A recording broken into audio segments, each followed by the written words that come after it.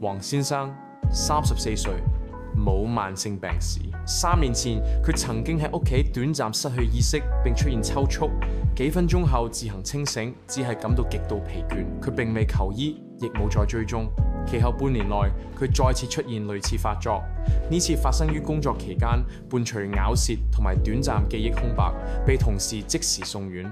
神經科醫生進行腦電圖及磁力共振檢查，並詳細分析發作次數、間隔及誘因。結果顯示，黃先生曾出現至少2次，相隔超過24小時，冇明顯誘因嘅癲癇發作，符合國際癲癇聯盟及世界衛生組織對癲癇症嘅診斷標準。醫生指出，一次癲癇發作並不等於癲癇症，但反覆發作而未接受治療，可能增加意外受傷、交通事故甚至猝死風險。黃先生其後開始接受個人化抗癲癇藥物治療，並調整作息與生活管理。隨住治療穩定，發作次數明顯下降，生活逐步恢復正常。